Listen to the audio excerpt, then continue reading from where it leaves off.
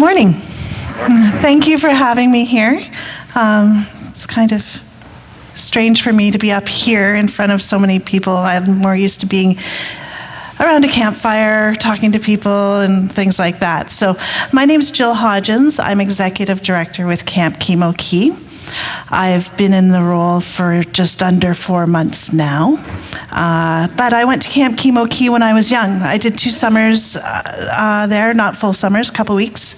I went to other camps in the area.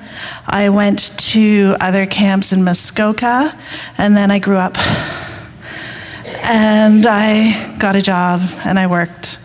And then a few months ago, this job came across my desk because I was working with employment, and it was right then and there I knew this was where I was supposed to be. So I'm excited to be with Camp Chemo Key. I see it as a great program to develop youth into their full potential so they can shine. And so I'm excited to be there, and I'm excited about the support from communities and churches like Strathroy. You've been so active in supporting us, and so I'm happy to be here to sort of talk to you about what your support has done and is doing at the camp. So, next slide, please. So for those of you who do not know, or for those of you who have been away from Camp Chemo Key for some time, what is Camp Chemo Key? And sort of our mission statement on our website says we are an inclusive community open to all ages and circumstances where opportunities, I should have put my glasses on, are provided for personal and spiritual growth and development within a camping environment. And that says a whole lot. But the big thing is we're open to all ages, all people, all circumstances, different abilities, different needs. Just anyone's welcome at camp. And we do everything we can to make everybody feel welcome. And why do we want people to be welcome? Because we want them to have a safe place to develop spiritually and personally so they can, like I said earlier, shine and be their true selves, because sometimes when we're at school or in different environments, especially children do not have an opportunity to do the same things that they can do at camp. And you know, there's so many social pressures at school for kids and within the community. Sometimes that camp is a place where they can get away from it all and really be themselves. Next slide, please. We are a United Church camp. As you know, we're under the umbrella of the United Church, and we have several, well, now with the new Antler River watershed, there's 12 camps, I think, 12 to 16 camps in that area. But we have been serving this community, Kamoka, Strathroy, parts of London, sort of this whole area for over 60 years. And I'm sure you've heard the history about the camp as well. The Wales family donated the property, and we've been going for 60 years strong, and we want to go for 60 more years at least. Next slide, please. So why should kids go to camp? We talked a little bit about this, about letting them shine through, letting their own abilities come through. Next slide. So they can develop their new skills and ability and build resiliency and confidence. So it really is a place where kids do learn new things, learn how to interact, and learn a little bit about sometimes some different circumstances that they might not come across in their home life, like sitting down to a table with a bunch of strangers the first day and having to contribute to taking care of serving the meal or cleaning up after the meal. That helps them develop some confidence because they know, as a 6-year-old, I can help serve people. Next slide. And then developing social skills and creating lifelong friendships. That's a huge thing about camp. We have campers who are registering saying, we just found out that someone they met at camp last year is going to be there. We want them in the same cabin, or we want to go the same week. We're trying to coordinate this. I know I'm probably not in touch with well, maybe a couple people that I knew in my camp days. My daughter's very involved with camp life too. It's a family thing. My mom ran a camp as well. So, but my daughter, her best friends for the past 5 years have been camp people, and they've supported her through thick and thin. And that happens all the time with kids who go to the same camp repeatedly. And I know we have that at Camp Kemoki from what I've been learning from the staff and families that are part of our community. They're staying physical and becoming maybe more physical than they might be at home in front of a computer. It says here, nature deficit disorder. I guess it's been diagnosed, but kids do not get outside as much as they used to. And we tend not to let them have free play, and this camp gives them a chance for active play. And it gives not only the kids a chance, but the staff and the adults working at camp a chance to play as well. And we don't play as adults enough as we should. So it gives everyone a chance to sort of join together and just having fun. Next slide, please. Why I talked about being active play, and so that the staff as well, why should they work at camp?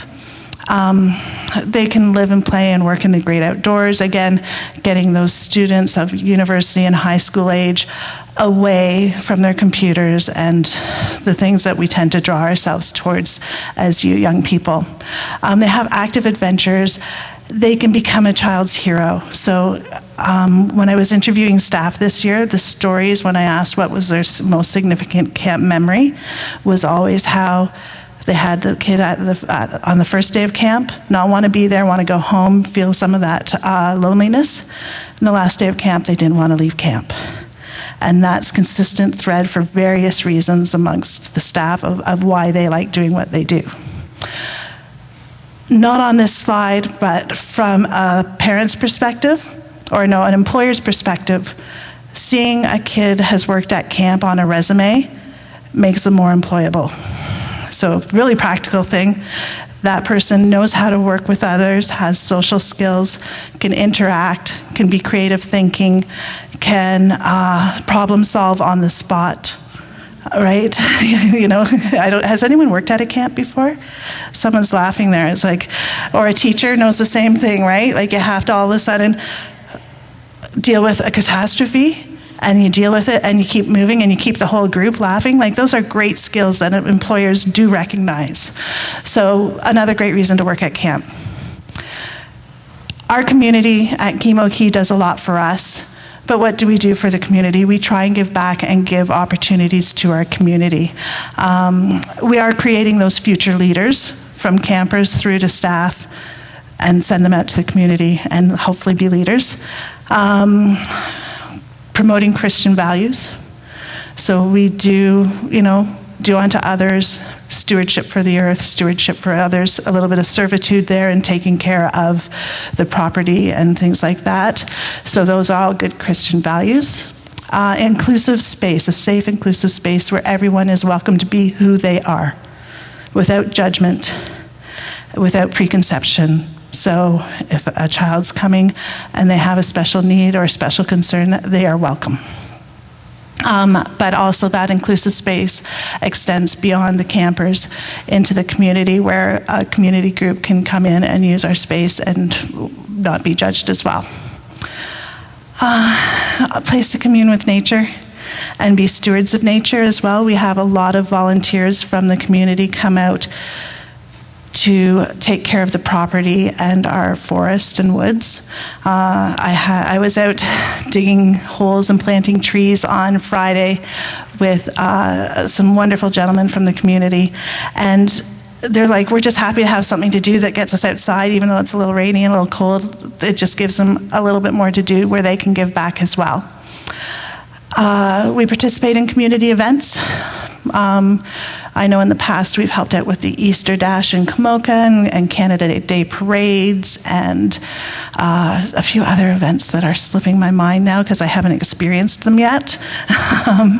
But we do try and be involved in our community, get our staff involved in the community, and also create connections within the community between different organizations.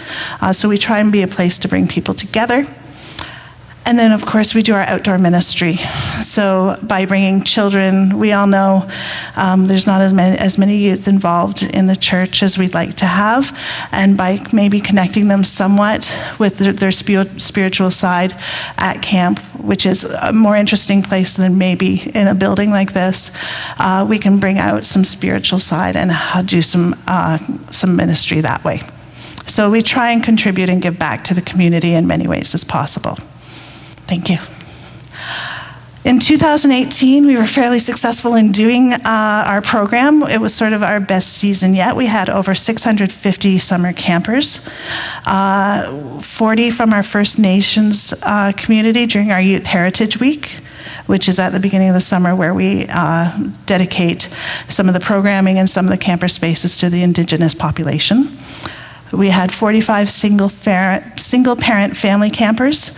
So at the end of the summer, we have a single-parent family camp where families can come together, enjoy the camp space, and have some programming and opportunities to do things that they might not necessarily have because of some of the obstacles single parents have. We had, I should breathe, sorry, 12 Reach for the Rainbow campers. So Reach for the Rainbow was a program where we could bring people who needed one-on-one supports due to behavioral or physical disabilities into camp and experience the camp environment. Reach for the Rainbow did close this year, but we are continuing our program to have inclusion at camp and have those campers and volunteers come in who need one-to-one support and still be able to be part of camp life. And then we do an Out and Loud camp for LGBTQ youth, and we had 10 participants last year, which it's a new program. I expect it to grow this year. But again, that's part of being inclusive, is welcoming everyone and supporting everyone in their journey. We also do an outdoor education program, new over the past couple of years for PD Day and a PD Day camp program. We had 1,900 kids come through the camp in June and end of May as part of that programming. We had 20 counselors or leaders in training last year, so that's our youth development, bringing people up through the ranks, and 45 summer staff, many of which are returning this year, which I'm very happy about because they need to teach me some things. So it's kind of a good year. We had a really good year last year, and I'm hoping to continue that. Okay. Revitalize Chemo Key. So you're familiar with our fundraising campaign that the board's been working on for the past few years, for the past year or so. It's a great opportunity for the camp to look forward towards the future. So it is really about keeping the camp around for another 60 years. Some of the buildings and the infrastructure needed updating or upgrading, and then there's the accessibility standards that are needed. And so Revitalize Chemo Key is about just bringing the camp up to the century's standards and moving forward. In 2018, the program or the campaign got off to a great start. We had 23 United Churches, 58 individual donors, 6 UCW groups, and 3 community groups make significant donations towards the campaign. So we're really excited about that. The goal is to raise $1.5 million over 3 years. We're already over $1 million. So that's a really great start. We have one endowment fund, which is sort of going to be set aside to draw money off year over year. And sustainable donations were made by the Robert L. Hodge Fund and Cam and K. Brown Fund. Is Cam Brown here?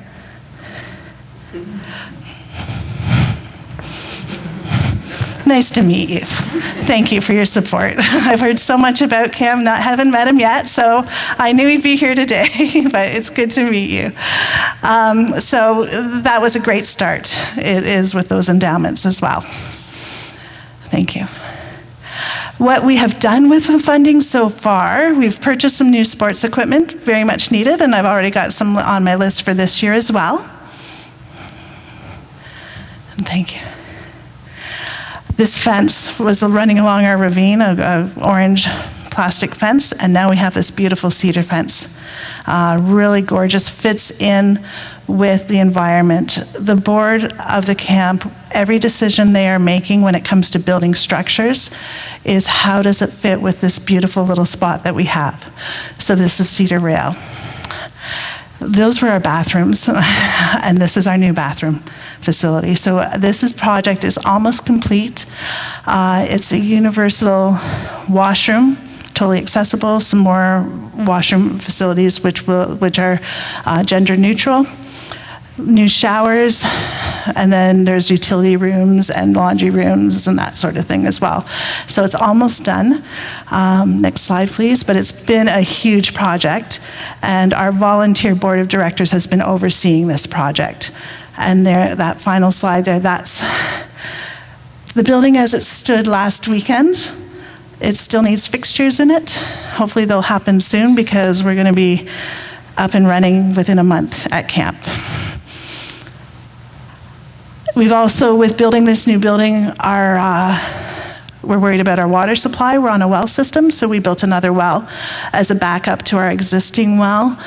So we're doing some things to manage risks. We're looking at a backup generator as well, just so that if something does go wrong, we have a plan to handle that. 2019, we're in this phase now where we're looking to the future more with what we want to do with the funds and where we want to go with the fundraising.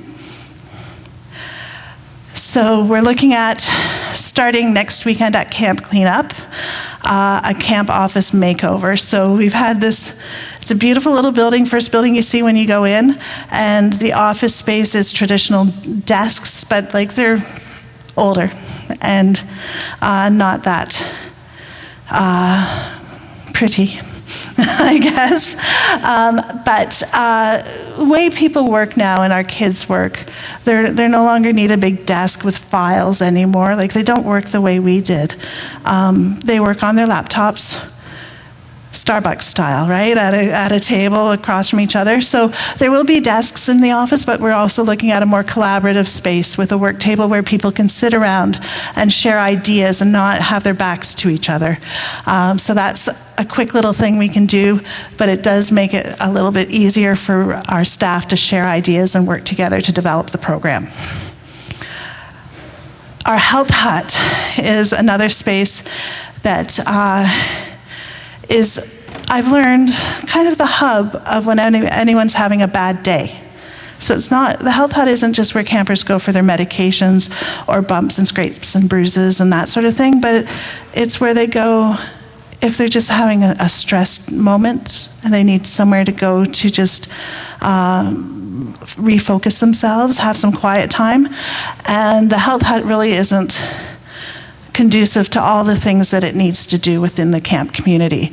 So in the fall, we hope to do a volunteer build to renovate the health hut. So that will be sort of project managed by the board probably, and we'll bring in volunteers who will help us tear things down and build things up in there. So it's more suitable space for what we use it for. We have this beautiful creek, right, that runs through the camp, gorgeous little place. And you go down hills to get there, and it's not that accessible and sometimes not that stable of space to walk.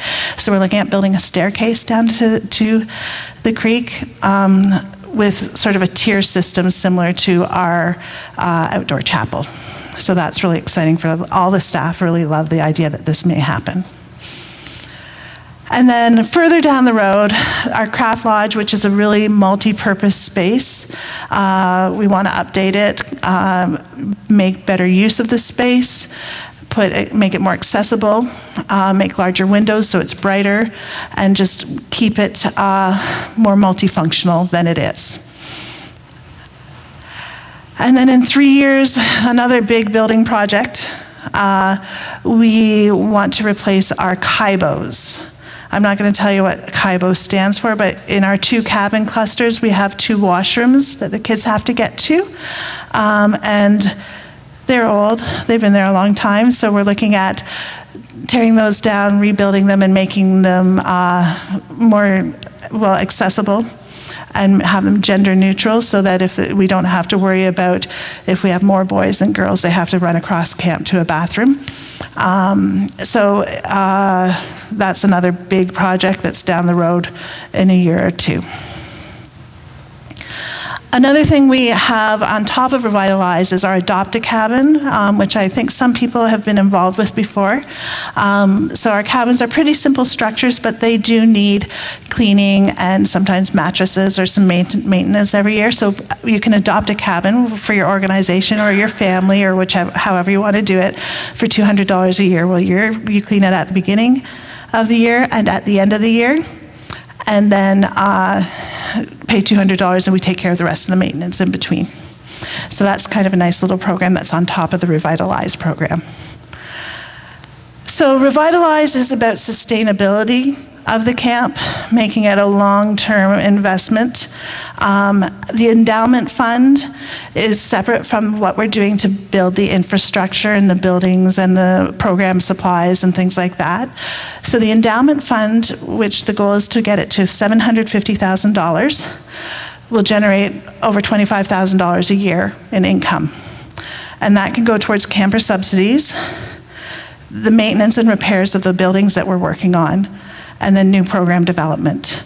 And so this is a huge thing that's a legacy moving forward, different from the infrastructure. And part of the sustainability that's gone into the Revitalize is having someone there to take care of the camp. And so the executive director role was created to help maintain the camp and take care of it moving forward. So that's kind of exciting that I get to do that right now. So in raising the $1.5 million, the board sort of broke it into 3 phases. In 2018, they focused on the United Churches, which you and other members of the United Church community have been great supporters and gotten us off to a great start with this campaign. This year we're working on connecting with grants and foundations and service clubs to raise money through that way. And then in 2020, the following year, we'll be looking at reaching out to even further in our networks, so into the community and to alumni and alumni's community, and looking for individuals who want to make an impact through donations that way. So it's sort of a 3-tiered campaign. We're halfway through, and it's going strong. And we really believe that together we can do it. The board has done so much already, and we look forward to moving forward with the new improvements to the camp and seeing it be around for another 60 years. So I'd like to thank you at Strathroy for your support, the Strathroy United Church and the Strathroy community. Over the years, when I look through all the archives and paperwork over the years, this church just keeps coming up all the time. And when I walked in the door today, someone said, "You've all been to the camp." So that's exciting. When I go through the community, both in London and Kamoka and Strathroy, everyone I talk to says, knows Camp Kimoki, and so we want to make sure that it's there for generations to come. So thank you for your support. If you need information, there's my information there. Thank you.